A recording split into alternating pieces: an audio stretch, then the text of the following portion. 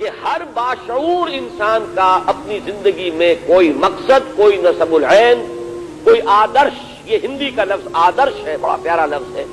نسب العین یہ عربی زبان کا لفظ ہے. نسب العین آنکھوں کے سامنے کوئی منزل رہے اور انسان اسی کی طرف پیش قدمی کر رہا ہو، بڑھتا چلا جا رہا ہو. اسی کو آپ گول کہتے ہیں انگریزی میں. کوئی نہ کوئی گول ہونا چاہیے. کسی کو آئیڈیل کہتے ہیں کہ کوئی نہ کوئی ایسی شے جس کو حاصل کرنے کے لیے انسان بہم جد و جہد کرے. جس شخص کی زندگی میں یہ نہیں ہے وہ چاہے کتنا ہی انسان نظر آ رہا ہو، حقیقت میں حیوان ہے. اب دوسری بات سمجھیے، یہ ایک عجیب ایکویشن ہے، الجبرے کا فارمولہ سمجھیے کہ انسان کا نسب العین اگر پست ہوگا تو اس انسان کی شخصیت بھی پست ہو جائے گی. اس کا نسب العین بلند اور اعلیٰ ہوگا تو اس کی اپنی شخصیت بھی اعلیٰ اور عرفہ ہو جائے گی. یہ ایک جس کے لیے میں نے سورہ حج، ویسے تو یہ کہ پورا رکوع جو ہے آخری سورہ حج کا وہ در حقیقت اس موضوع پر اس سے بہت ہی گہرا تعلق رکھنے والا ہے، لیکن میں صرف اس کا ایک ٹکڑا میں نے تلاوت کیا تھا آغاز میں. ضعف الطالب والمطلوب. مشرکین کے بارے میں کہا جا رہا ہے کہ ان کی کیفیت یہ ہے کہ کمزور ہیں وہ بھی جو چاہنے والے ہیں اور وہ بھی جنہیں چاہا جا رہا ہے. یعنی مطلوب اگر اعلیٰ ہے انسان بھی اعلیٰ ہو جائے گا، مطلوب اگر پست ہے انسان بھی پست ہو جائے گا. نسب العین ادنا ہے، انسان میں دنی الطبع کی کیفیت پیدا ہو جائے گی. اور اگر وہ اعلیٰ اور عرفہ ہے تو انسان کی شخصیت کو ترفع حاصل ہوگا، بلندی حاصل ہوگی. اب اس کی میں ذرا وضاحت کر دوں. دیکھیے سب سے گھٹیا نسب العین کیا ہے. جگر مراد آبادی کا بڑا پیارا مصرع ہے کہ اپنے ہی حسن کا دیوانہ بنا پھرتا ہوں. انسان اپنی ذات ہی کو نسب العین بنا لے. میرا غلبہ، میرا اقتدار، میری حکومت، میرے لیے دولت، میرے لیے عزت، میرے لیے شہرت، بس یہ حصول جو ہے اس کے لیے بھاگ دوڑ، محنت، کوشش، جد و جہد، یہ بھی ایک نسب العین ہے. آسانی سے دولت بھی حاصل نہیں ہوتی، دن رات کی محنت سے دولت ملتی ہے. آسانی سے شہرت بھی نہیں ملتی، بڑی بڑی راتوں کو جاگ کر انسان جو ہے وہ کام کرتا ہے جس سے اسے شہرت مل سکے. آسانی سے دنیا میں غلبہ بھی حاصل نہیں ہوتا. یہ چھوٹی سی کارپوریشن ہے، اس کا صدر بننے کے لیے بھی کیا پاپڑ بیلنے پڑتے ہیں.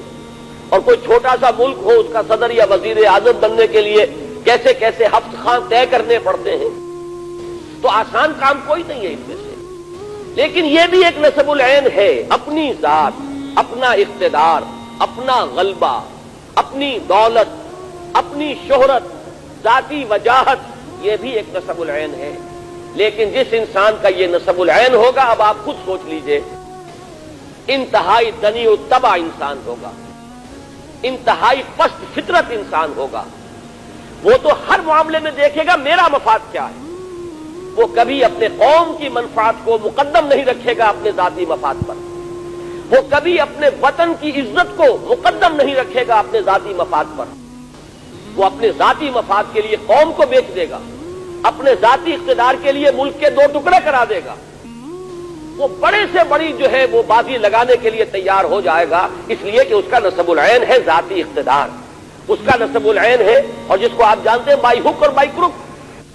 جب معین یہ ہو گیا مجھے تو اپنا اقتدار مطلوب ہے، مجھے سربلندی اپنے لیے چاہیے، میں دولت جمع کر لینا چاہتا ہوں. زیادہ دولت جمع کرنے والا انسان کس کس پستی میں گر رہا ہے. آپ کا یہی شہر کراچی ہے جس میں گھی میں ملاوٹ کی گئی اور اس طرح کی ملاوٹ کی گئی کہ کتنے ہی لوگ تھے جو جن پر فالج ہوا تھا ایک زمانے میں، آپ کو یاد ہوگا، اس لیے کہ گھی کے اندر ایسی چیز ملا دی گئی تھی اپنے چند ٹکوں کے حصول کے لیے، انسانوں کی صحت سے کھیلنے والے.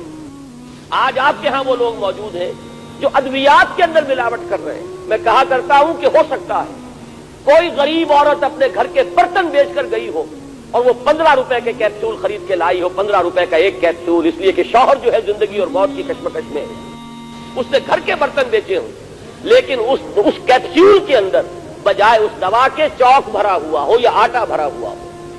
یہ آپ کے اس ملک میں ہو رہا ہے. تو معلوم ہوا، اچھی طرح سمجھ لیجئے، وقت کم ہے، ایک ایک چیز کو اچھی طرح سمجھ کر ذہن نشین کیجئے کہ اگر نسب العین اپنی ذات ہے تو وہ شخص اخلاقی اعتبار سے پست ترین سطح پر ہوگا، وہ قوم کو بیچے گا، غداری کرے گا، ملک سے کے خلاف جو ہے کوئی قدم اٹھا لے گا، تو آپ سمجھیے کہ پوری قوم کی قسمت سے وہ شخص کھیل رہا ہے جس نے اپنے بینک بیلنس کے اندر ملک سے باہر چند کروڑ روپے جمع کرنے کے لیے اس نے گویا کہ پوری کی پوری قوم کے مستقبل کو داؤ پر لگا دیا۔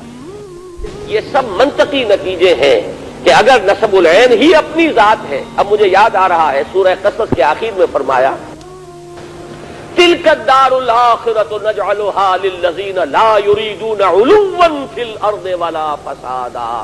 یہ جو آخرت کا گھر ہے اللہ فرماتا ہے یہ تو ہم نے خالص کیا ہوا ہے ان لوگوں کے لیے جو اس زمین میں اپنی سربلندی نہیں چاہتے، یہاں اپنا غلبہ نہیں چاہتے، یہاں اقتدار کے طالب نہیں بنتے، یہاں اپنے لیے حکومت کے طالب بن کر نہیں کھڑے ہوتے۔ آخرت کا گھر صرف انہی کے لیے ہے۔ یہ میں نے اس آیت مبارکہ کوٹ کر دیا تاکہ معلوم ہو جائے جہاں سے میں بات شروع کر رہا ہوں کہ یہ پست ترین نسب العین ہے۔ ویسے برا نہ مانیے، شعوری یا غیر شعوری طور پر ہماری عظیم اکثریت اسی سطح پر زندگی بسر کر رہی ہے۔ آج ہم دنیا میں ذلیل کیوں ہیں؟ آج ہمارا پوری دنیا کے اندر کیوں نام عزت کے ساتھ نہیں لیا جا رہا؟ کیوں ہم کسی بین الاقوامی کسی فورم میں کیوں عزت کے ساتھ کھڑے نہیں ہو سکتے؟ معلوم ہوا یہ وجہ یہی ہے کہ ہماری قوم میں غدار ہیں۔ آپ ہی کے قوم کے لوگ ہیں جو بکتے ہیں۔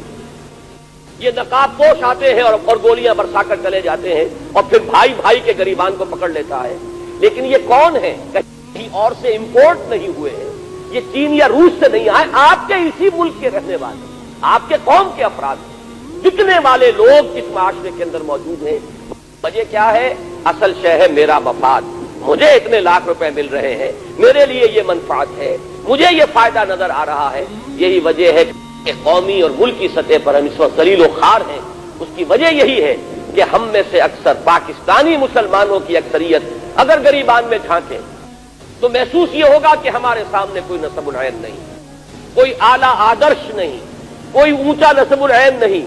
ہم تو بس یا تو غیر شعوری طور پر حیوانی سطح پر صرف کھانا پینا، بال بچے پیدا کرنا اور پال لینا، کوئی گھروندا بنا لینا، اللہ اللہ اور خیر صلی اللہ، اس سے آگے ہم میں سے کسی کے آگے کوئی مقصد زندگی ہے ہی نہیں۔